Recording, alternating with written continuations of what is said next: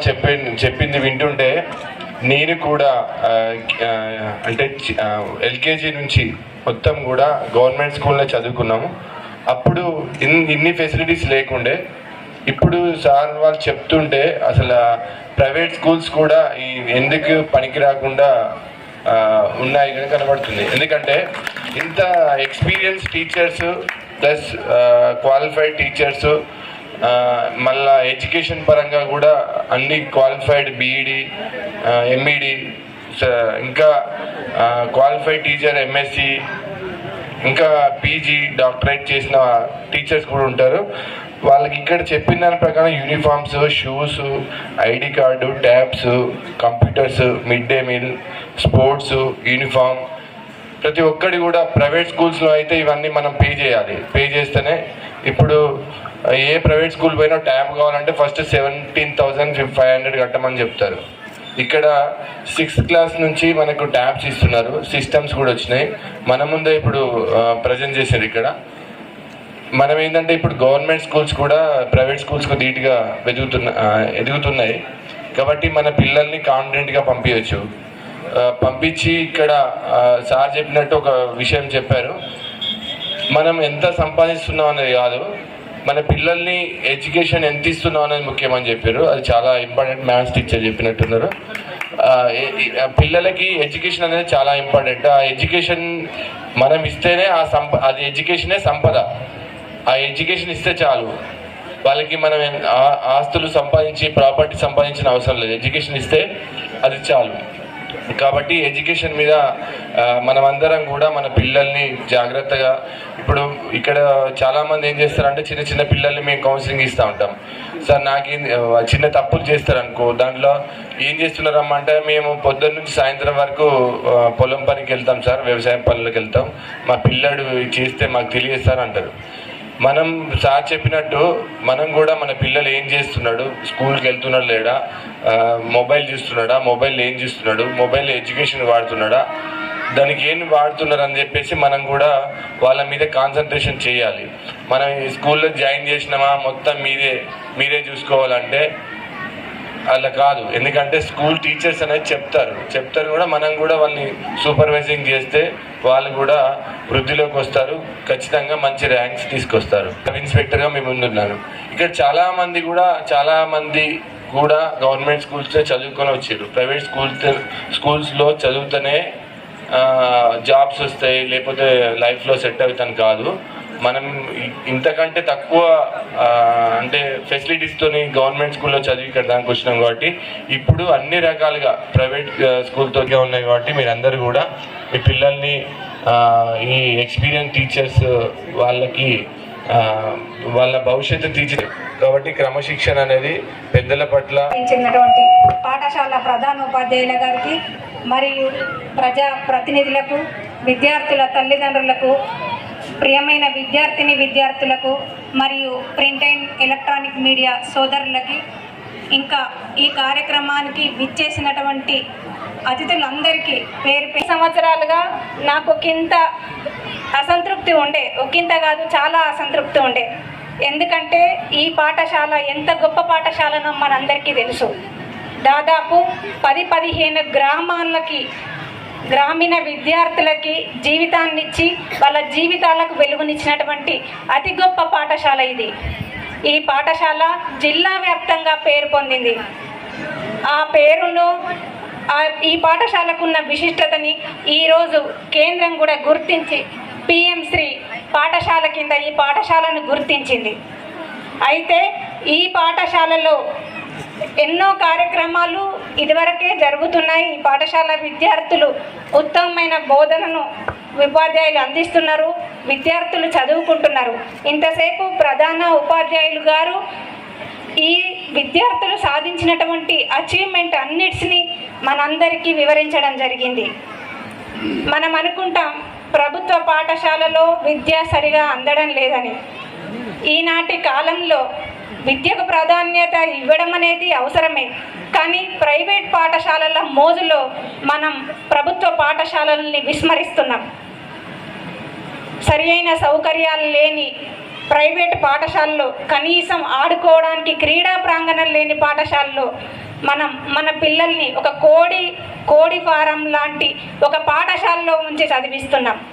విద్య పేరుతో వాళ్ళని కుటుంబానికి దూరంగా, తల్లిదండ్రుల ప్రేమకు దూరంగా హాస్టల్లో ఉంచి వాళ్ళని అందరూ ఉన్న అనాథల్లాగా వాళ్ళని మనం ఎక్కడో తీసుకెళ్ళి పారేస్తున్నాం. కేవలం విద్య అక్కడనే అందుతుంది అనే ఒక భ్రమలో, ఆ భ్రమ నుంచి నిజంగా బయటికి రావాలి. ఈరోజు మనం ఇన్ని సౌకర్యాలని, ప్రభుత్వం అందిస్తున్న సౌకర్యాలని ఇంతసేపు ఉపాధ్యాయులు వివరించిండ్రు. నిజానికి నేను ఈ పాఠశాలలో చదువుకున్నా, దానికి నేను గర్వపడుతున్నా. కానీ ఒకంత ఈరోజు మిమ్మల్ని చూస్తుంటే నాకు అసూయ అనిపిస్తుంది. మేము చదువుకున్నప్పుడు నిజానికి ఏ సౌకర్యాలు కూడా లేవు, ఏ పాఠ్య పుస్తకాలు మాకు ఉచితంగా ఇవ్వలేదు. కానీ మీరు ఎక్కడ కష్టపడద్దు, దేనికి ఇబ్బంది పడద్దు అని అనేక రకాల సౌకర్యాలు ఈరోజు ప్రభుత్వం కల్పిస్తుంది. ఆనాటి ప్రభుత్వం బీఆర్ఎస్ ప్రభుత్వం అయినా, ఇప్పుడున్న కాంగ్రెస్ ప్రభుత్వం అయినా, ఏ ప్రభుత్వం అయినా మీకు రోజు రోజుకి సౌకర్యాలను మెరుగుపరుస్తుందే తప్ప ఎక్కడ విద్యార్థులని, ప్రభుత్వ పాఠశాలని విస్మరించలేదు. ఈనాటి కరువులో కూడా రాష్ట్రం ఇంత అప్పుల్లో ఉన్నా కూడా ప్రభుత్వం, కాంగ్రెస్ ప్రభుత్వం అధికారంలోకి రాగానే అమ్మ ఆదర్శ పాఠశాల పేరుతో ఎన్నో నిధులని మన ప్రభుత్వ పాఠశాలలకు అందించి పాఠశాలలో మెరుగైన సౌకర్యాలు కల్పించింది. నిజానికి మేమున్నప్పుడు కనీసం టాయిలెట్ సౌకర్యాలు లేక అమ్మాయిలం ఎంత నరకయాతన అనుభవించే వాళ్ళమో మాకు తెలుసు. ఇన్ని సంవత్సరాలు చాలా ఇబ్బంది పడ్డాం. ఈ రోజు వరకు, మొన్నటి వరకు కూడా విద్యార్థులు ఇబ్బంది పడ్డారు. కానీ ఇన్ని రోజులు okay. Thank you dear students. ముందు ఒక లెక్క, ఇప్పుడు ఈ విషయంలో తల్లిదండ్రులందరూ కూడాను మరి మాతో చేయి కలపాలి. ప్రతి నెల మీటింగ్కి తప్పకుండా రావాలి. ఈ పాఠశాలలో 134 మంది విద్యార్థులు చదువుతూ ఉన్నారు. 134 మంది విద్యార్థుల యొక్క తల్లిదండ్రులు అదే సంఖ్యలో మనకు తరగతి గదుల్లో ప్రతి క్లాస్ టీచర్ తోటి మమేకమైపోయి మీ యొక్క పిల్లలు ఏం చదువుతున్నారు, ఏం చదవట్లేదు అనే విషయాన్ని కనుక ప్రతి ఒక్కరు కనుక మీరు వరి చేను పైన ఎంత శ్రద్ధ పెడతారో దానికి డబుల్ రెట్టింపు కూడాను మీ పిల్లల పైన పెట్టినట్లయితే కనుక మన కొత్తపల్లి గ్రామం ఒక బ్రహ్మాండమైనటువంటి ఇదొక ప్రదేశంగా ఈ పాఠశాలకు ఉన్నటువంటి పూర్వ చరిత్ర మళ్ళీ రిపీట్ చేయొచ్చు మనం ఇక్కడ.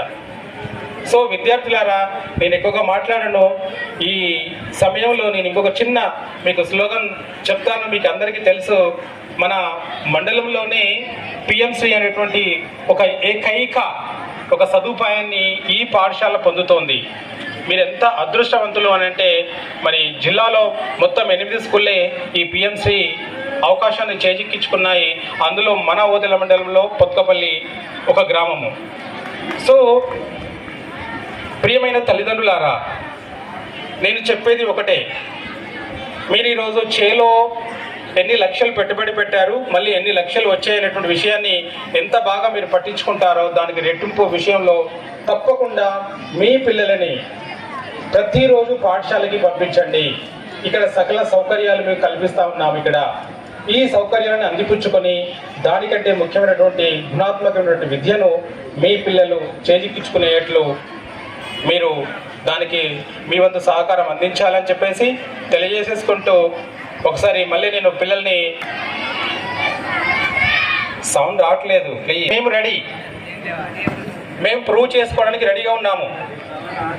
నిష్ణాతులైనటువంటి ఉపాధ్యాయ లోకం, పీజీ డిగ్రీలతోటి, పిహెచ్డీలతోటి చదివినటువంటి జ్ఞానంతో నిండి ఉన్నటువంటి ఉపాధ్యాయులు ఇక్కడ ఉన్నారు. మన సమాజమే ఉపాధ్యాయ లోకాన్ని ముందుకు అడుగు వేయకుండా చేస్తూ ఉన్నారు. తరగతి గదుల్లో విద్యార్థులను చిన్నగా మందలించినా కూడాను, మంగా మేడం ఆల్రెడీ రిపీట్ చేయడం జరిగింది, అడ్డుకుంటున్నారు మమ్మల్ని. మీరు విద్యార్థిని క్రమశిక్షణ లేకుండా విద్య నేర్పడం సమంజసం కాదు, అది ముందుకు సాగదు కూడాను. పిల్లలకి ఒకంత భయం ఉండాలి. మరి మేమేమి రాక్షసులం కాదు మీ పిల్లల్ని పట్టేసి ఇలా అలా కొట్టడానికి. కొంచెమైనా భయభక్తులు అనేటివి ఉండాలి. చదువు ఎడల, పెద్దల ఎడల, ఉపాధ్యాయుల ఎడల, తల్లిదండ్రుల ఎడల ఈ క్రమశిక్షణ నేర్పే క్రమంలో ఒకంత మేము మీ పిల్లల్ని బెదిరించడమో అదిరించడమో జరుగుతూ ఉంటాయి. దీనికి పేరెంట్స్ సైడ్ నుంచి, తర్వాత ప్రజాప్రతినిధుల నుంచి సపోర్టు ఉండాలి, కానీ ఆ పిల్లలను చెడగొట్టే అంతా ఉండకూడదు. మరి ఈ విషయంలో అందరూ కూడాను, ఈ యొక్క మొక్కపల్లి గ్రామ ప్రజలందరూ కూడాను మాకు సపోర్ట్ చేసేసి రేపు వచ్చేటువంటి విద్యా సంవత్సరంలో ఒక 100 అడ్మిషన్స్, మీరు ఒక 100 అడ్మిషన్స్ రేపు జూన్లో మాకు అప్పగించండి. మళ్ళీ ఇదే కాబట్టి విద్యను ఎన్ని కోట్ల రూపాయలు సంపాదించి ఇచ్చినా, ఎన్ని పదవులు అలంకరించిన విద్యా సుగంధం లేకపోతే ఆ వ్యక్తికి పరిపూర్ణత రాదు అని చాలామంది గొప్ప వ్యక్తులు మాట్లాడిన సందర్భంలో ఎక్కడో విన్నా నేను. అలాంటి విద్యకు అతి ప్రాధాన్యతనిచ్చేటువంటి ప్రజాప్రతినిధులు అందరూ ఈరోజు ఈ వేదిక మీద కూర్చున్నారు. వాళ్ళందరికీ మీ అందరి తరపున, మా పిల్లల తరపున కృతజ్ఞతలు తెలియజేస్తున్నాను. ఎందుకంటే విద్య నిగూఢ గుప్తము, విద్య నిగూఢ గుప్తము, విత్తము రూపము పురుషాలికి, విద్య యశస్సు భోగకరి, విద్య గురుండు విదేశ బంధుడు, విద్య నృపాల పూజితము, విద్య నెరుంగని వాడు మర్చుడే. విద్య అనేటువంటిది విదేశాల్లో బంధువు, విద్య అనేటువంటి సంస్కారాన్ని, విద్య అనేటువంటిది మన కీర్తి ప్రతిష్టలని, విద్య అనేది మనకు సంపదలని, విద్య అన్నింటికీ మనకు అలంకారాన్ని ఇచ్చేటువంటి అత్యంత గొప్ప ఆభరణం విద్య. మరి అలాంటి విద్య విషయం లోపల తల్లిదండ్రుల ఉదాసీనత ఎందుకో చాలా కాలం బాధ అనిపిస్తుంది. ఒక మాట, నేను ఇదే స్కూల్లో వీళ్ళందరి సమక్షంలో 5 ఏళ్ళు చదువుకున్నాను. ఇదే స్కూల్లో 9 ఏళ్ళు మళ్ళీ టీచర్గా పనిచేసి ట్రాన్స్ఫర్లో వెళ్ళిపోయాను. మళ్ళీ ఎందుకో వెల్తిగా అనిపించి మళ్ళీ ప్రమోషన్ కమ్ ట్రాన్స్ఫర్లో ఇదే స్కూల్కి వచ్చాను. ఇంకా 7 ఏళ్ళ సర్వీస్లో నేను ఇక్కడే రిటైర్ కావాలనుకుంటున్నాను. ఎంత చేసినా ఈ పరిసర ప్రాంగణాల్లో ఈ 10 విలేజ్ల పిల్లలన్నా, ఈ బడి అన్నా, ఇక్కడున్న జ్ఞాపకాలన్నా కూడా అవి మరిచిపోలేనివి, అవి జీవితంలో, శరీరంలో అవి ఇంగిపోయినటువంటి అనుభూతులు. కాబట్టి ఇంతటి చరిత్ర కలిగినటువంటి ఈ పాఠశాల గురించి పెద్దలందరూ చాలా గొప్పగా చెప్పారు. ఈ పాఠశాలలో ఎందరో నాయకులు ఉన్నారు. ఈ పాఠశాల నుంచి ఎందరో గొప్ప గొప్ప ప్రభుత్వ ఉద్యోగాలు, వివిధ రంగాల్లో, వ్యాపార రంగాల్లో స్థిరపడ్డటువంటి వాళ్ళు ఉన్నారు. బయట ఎన్ని పాఠశాలలన్నా ఓపెన్ కానివ్వండి, ప్రభుత్వ పాఠశాలలు ఎన్నన్నా కానివ్వండి, ప్రైవేట్ పాఠశాలలు ఎన్నన్నా కానివ్వండి, కానీ ఈ 7 గ్రామ పంచాయతీల పిల్లలకు మాత్రము పొత్కపల్లి హై స్కూలే వేదిక కావాలి. ఈ పొత్కపల్లి హై స్కూల్లోనే మీరు చదవాలి. ఈ పొత్కపల్లి హై స్కూల్లో అట్లాంటి అద్భుతమైన విద్యా బోధన చేసేటువంటి ఉపాధ్యాయ బృందం ఉంది. ఆ ఉపాధ్యాయ బృందానికి అధినాయకుడిగా మా సాంబయ్య సార్ ఉన్నాడు. కాబట్టి మరి మీరంతా, మేము అకుంఠిత దీక్షతో ఉన్నాం. ఖచ్చితంగా మీ పిల్లలని మీరు ఆశించిన రీతిలో తయారు చేయగలుగుతాం. దానికి మీ సహకారం మాకు 2 విధాలుగా కావాలి. ఒకటి, మేము ప్రతి నెల ఏర్పాటు చేసే సమావేశానికి రండి, మీ పిల్లల స్థితిగతులు తెలుసుకోండి. వాళ్ళు ఏ విషయాల్లో వెనకబడి ఉన్నారో మేము చెప్తాం. అలాగే వాళ్ళు ఏ రంగాలలో ముందు వెళ్ళిపోతున్నారో అభినందించి మీకు చెప్తాం. కాబట్టి మేము పాఠశాలకు పోతే ఏదో అవుతుంది, మా పిల్లలు లోపాలు చెప్తారేమో, మేము అందరిలో కొంచెము ఆత్మన్యూనత భావంతో ఉండాల్సి వస్తుంది అనేటువంటి ఉద్దేశంతోనే చాలామంది పేరెంట్స్